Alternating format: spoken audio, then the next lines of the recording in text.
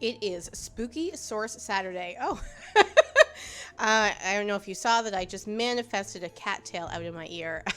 Spooky Source Saturday. I am Dr. Samantha Cotrera for the Imagining a New We video blog, a video series designed to help history teachers and other history educators teach history in ways that are more meaningful, transformative, and inclusive for their students.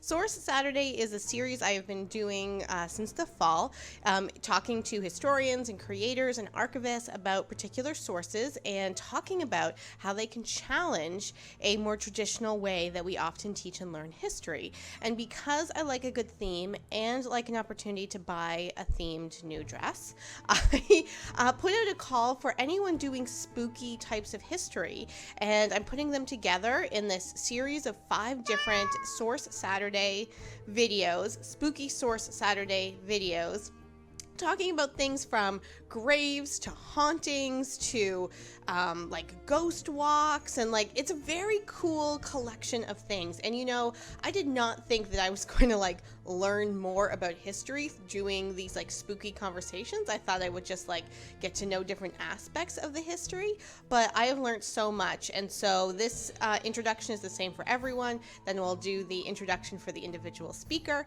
and then we'll do the video. So I hope you enjoy them as much as I do. They're posting before Halloween so that you can incorporate these ideas into your classroom the week before Halloween. Please comment below if you did incorporate any of these videos into your classroom and what the response was from your students. So let's go over to Zoom.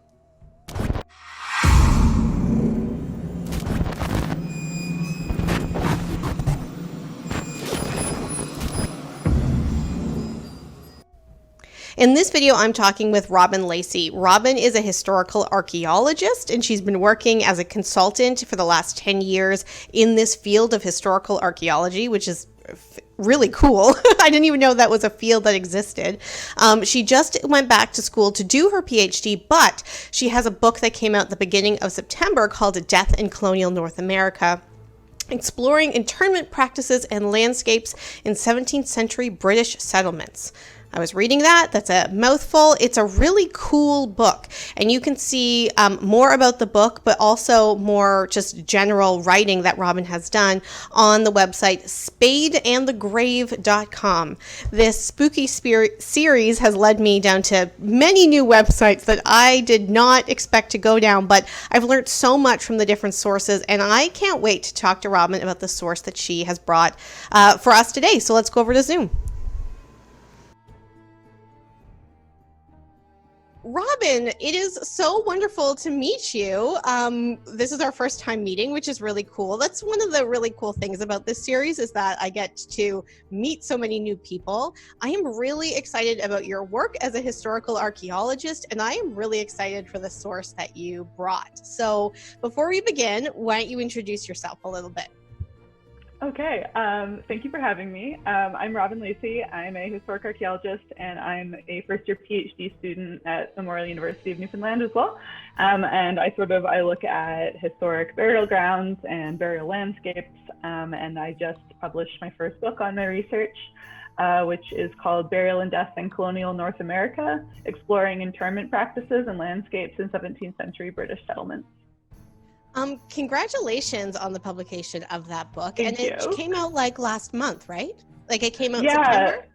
Yeah, like about a month ago, and my publishers didn't tell me there was like a lead up. They just emailed me one day and they're like, oh, the link's live. Like people can pre-order now. Like I saw that first thing one morning and freaked out and got no work done that entire day. Yeah. Well, we'll make sure to have the link below so that people can pick up your book, and it won't be a surprise because you can also say to people like, there's the link. So you also, when you're in your PhD now at Memorial, but you also did your master's there, right? Yeah. And so is there a whole program on historical archaeology? Like, is this just information I don't know? Which is fair. There's stuff I don't know. Oh, same. Yeah. Memorial has like a pretty big archaeology department, and it's one of the only archaeology departments that's separate from Anthro. in Canada, but like also in North America. So there's a lot of Indigenous archaeology going on, especially in Labrador in the department. And then there's a couple professors as well that do historic. So I wanted to be there for my master's specifically because I was interested in like British archaeology and like the post-medieval period, but there was no way I could afford to go to school in the UK. The international rates are ridiculous. So I was like, I'll go to Newfoundland. It's the closest you can get. That's right, it is. And so for your PhD, are you still in archaeology? Yes. Yeah. I'm sort of partially expanding on my master's, which is like half of what the book is about. And then sort of going down more of like a community engagement, public archaeology route with part of it as well. That's really cool. It'd be really awesome to touch base when you're a little further in your program and you've started collecting some research related to community, like the community engagement piece to hear how it's kind of shaping, which is really, really cool. Thank you. Yeah, that's the only part I've like done anything with so far. Just like starting to talk to the Heritage Society in the community. I'm looking at New Perlican, which is like an outport community, couple hours sort of like northwest of St. John's. Cool. That's really cool. So although your research is interested in grave sites and archaeology, that's not actually what we're talking about today, right? Yes. Which is kind of interesting as well. So what is the source that you have for us today? I brought the 17th and 18th century diary of Samuel Sewall, which last year I found in a used bookstore a printed copy of his diary and hauled it around with me like this for the whole day with my family visiting because it's a hard publication to get my hands on, to find in print. I think this copy is from the 60s or 70s, but you can find it all online through archives.org. And Samuel Sewall was a judge and a diarist, is what they like to call them, in the 17th century in Boston, Massachusetts.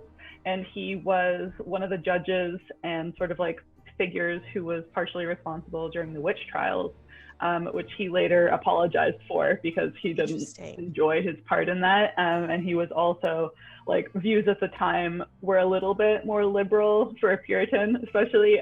He wrote a pamphlet that was one of the first publications condemning slavery in America as well. So first I was going to thank you for personally sending a copy of that hard to get book to everyone watching this. But as you said, it is available online. So why don't we go over to screen share so everyone can also print it out and carry it around all day with their family. I don't know if you want to print this entire thing, but... So why don't you tell us a little bit more about this source? What is this source? Why is it hard to find? How is it unique?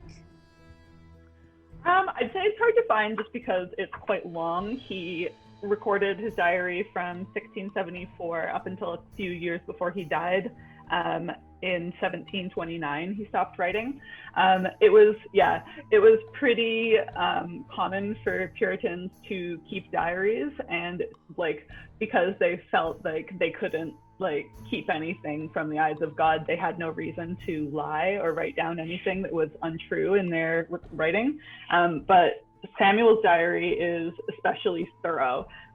He wrote down, like, usually these Puritans are known for being like austere, which like isn't 100% true. These are stereotypes we have 400 years later. But yeah, so he kept more than just being like, I got up, I ate whatever, like I did these chores. He wrote down quite a lot of details about everything that was going on in his life. And what I was really interested in when I started reading this document was his account of funerals and burials in Boston during the late 17th century, because as a historic archaeologist, it means I have access a lot of the time to documents, which is great because most of archaeology doesn't have the privilege of written sources. So we get to work with actual documentation, and it gives us a little bit more insight sometimes into what people were thinking, especially when it's a personal diary. Unfortunately, Samuel, when he wrote about funerals, a lot of the time it was quite like a Puritan way of writing about it. He'd say like, someone was buried, literally like that. and then doesn't tell too much about what he thought about it, because they were so separated in how they, like, where they would place burials, and like they had no ceremony at the gravesite. So I was like wanting to sort of look at how they were feeling about this, but that's not something he recorded very much, because that's not something they really thought about too much, it seems. Or if they did, not in a way that was like, I don't know, the traditional, like how we would bereavement today. Right. Like they're not using like therapist language of like, let's go through the stages of grief. Okay, I have a couple questions that came from that. One is, do you know what a wives groaning beer is? I have no idea. Okay. I would love to know. Yeah, I was like, this is a intriguing thing.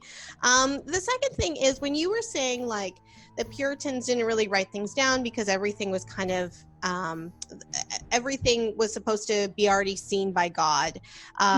And so to me that like first, can you comment on like the literacy practices? Like, would everyone have been able to have access to something to write it down or be able to write it down?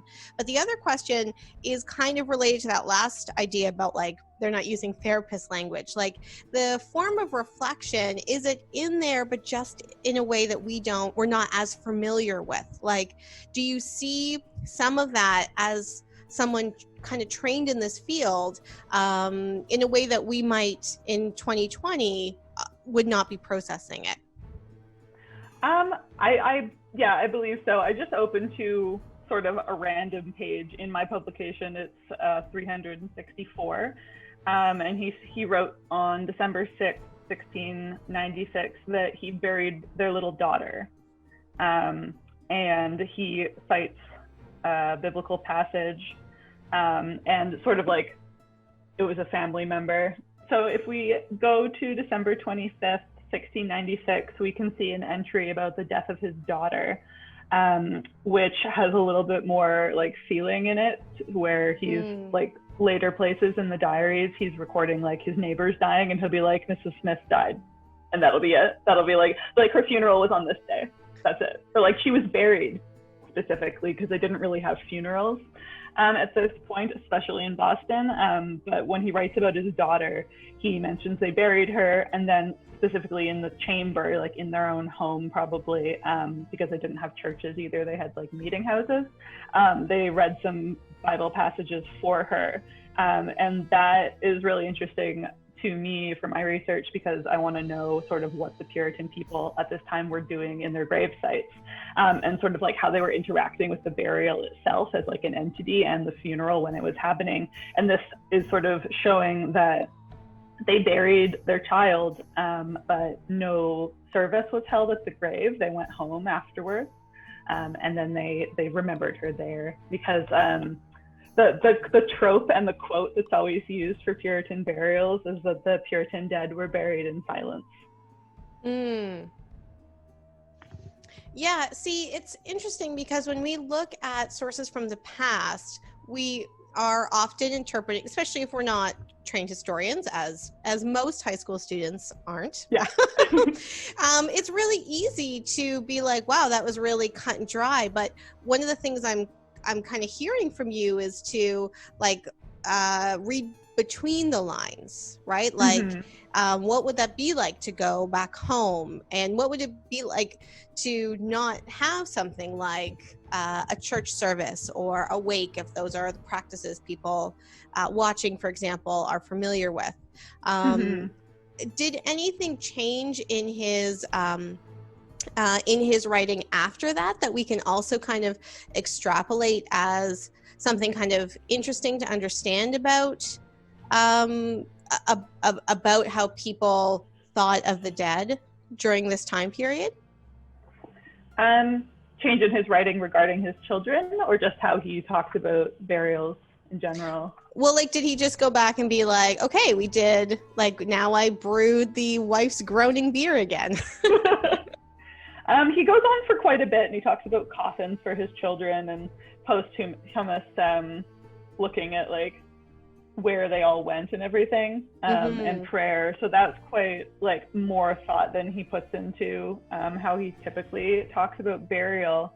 I can't remember when the dates are for it, but I remember reading for my master's that he, like later in the 17th century and into the 18th century, Boston was becoming less Puritan and more like Anglican people were coming over from England.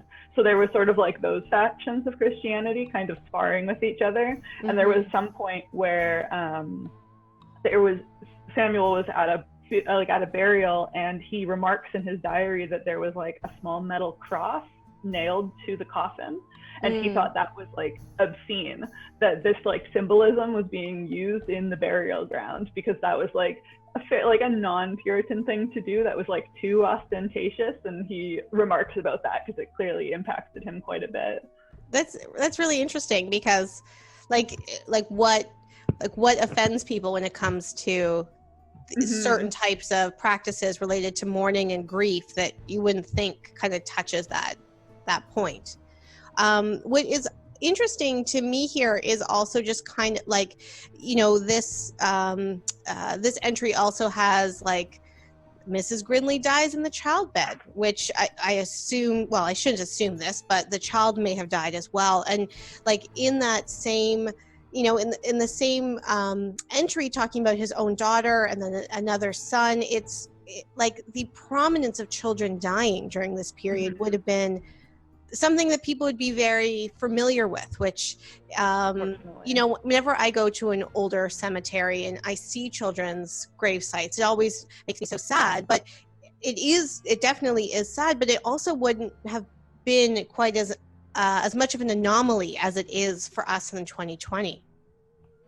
Yeah, the infant mortality rate was quite a bit higher, and people had quite a few more children. Not as a result, lots of factors there, but they would have quite a lot of children. I actually on Twitter recently posted a picture while I was doing research of a headstone in, I think it was Newport, Rhode Island, that commemorated 6 children.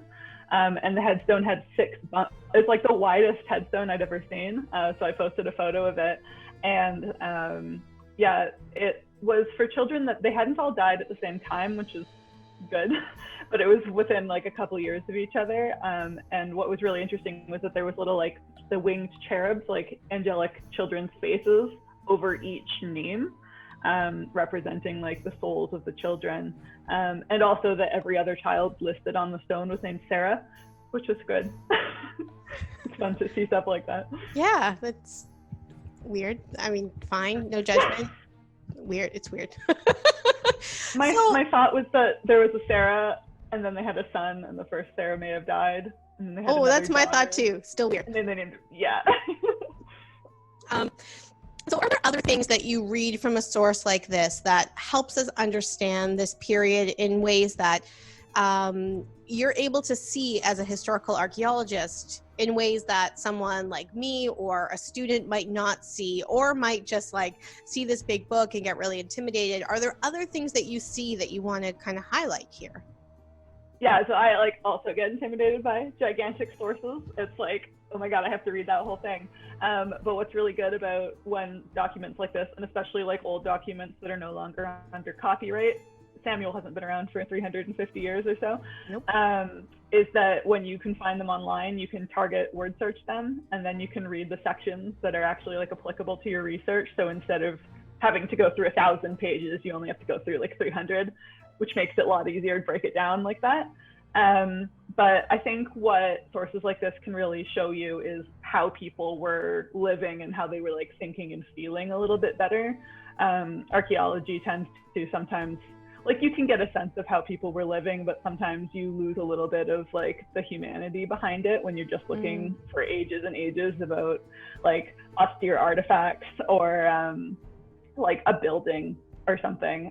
You can kind of get a feeling of how it would be to live in that kind of space, but having the elements of what these people were like going through written down to go along with sites really helps.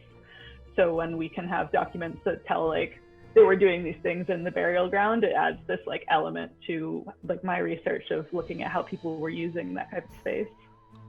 It's really amazing to just flip through this book too and see how often they talk about, or he talks about, death and dying, and and illness. It's quite remarkable to be able to just like flip through the source, because something that I have written about is like keyword searches are so great, but they're only as good as the words that we know. Yes. So there's something kind of interesting about flipping through a source too, and just like pick a random page and what are the kind of things that you pull from that. Like the source about his daughter, right? When you just open a page and there is this huge thing. So it's kind of interesting that way. How can a source like this and an understanding of these different practices, different mourning and grief rituals or lack thereof, how does that help us challenge what we normally think about the Puritans and this time period more generally? Yeah, I think there's a lot of stereotypes about the Puritans as being these people that like never had any fun, never smiled. There was a period of time in the 17th century in Boston where Christmas was outlawed, because they were trying to be as like far away from Catholicism as possible. So they were doing some very radical things. And there's a lot of sources that I look at for archaeology that cite these studies from the 70s that talk about the images on gravestones that portray death as there's a little death's head. This is a style that's very common in Boston, as like these things on the gravestones show that like they were scared of death, and like who isn't a little bit, but these were like Puritan symbols, which they weren't. They are mortality symbols just in general across like a lot of different cultures. But like by looking at sources that were actually written by them, you can tell that they like were going about their lives and having fun and interacting with the world, not totally unlike how we are today, just with a different set of rules, basically. But they definitely weren't these like completely austere people. Well, and like those rules are like ours, and that we also have rules, although we just kind of think of it as normal, and that the rules in this particular case is like it's important to understand those rules to understand the society. Exactly. Yeah. I also just feel like very like much akin to this source because I live on the Danforth and one of my cats is named Betty. So every time those two names come close, I'm always like, interesting. But it is just kind of interesting what people are taking note of, because like they could have been having these big internal lives, but that's not the purpose of the diary. And that's why I really appreciate you bringing a source like this to help us kind of think through these kind of aspects of death and dying in the past too. Yeah, it's been really nice to be able to look at sources like this. And there's quite a lot of Puritan diaries, definitely all by people who never expected them to be published. And of course, like Samuel was fairly well off. He had a big family. He had a well-paying job. So this is a look at what life was like for someone who was like upper middle to like upper class. But it does give us like at least somewhat of an idea of what it was like to be in Boston during this time, less than 100 years after the city had been founded, and religious turmoil and everything. Yeah, thank you so much. And although we didn't really like talk about this beforehand, but how did you get interested in historical archaeology, and then what brought you to using sources like this to help like augment those, like you were saying, those very like non-emotional sources? I've wanted to be an archaeologist since about grade 1, and I never really changed my mind. But for a while I thought I was going to do Mayan archaeology, and then I changed my mind to sort of like maritime underwater archaeology. And then I did a field school, and I picked it based on location, and I wanted to go to Ireland and like the UK. So I did 2 weeks in Ireland, and then I was part of an excavation on the Isle of Man for a month. And also what we were doing was surveying burial grounds this whole time and surveying headstones. And I was out there for like 2 days, and I was just like scrapping all my plans. I'm going to look at graves forever. Yeah. And then I can't remember the second half of the question. Oh, what brought you to sources like this to help augment that study? Yeah.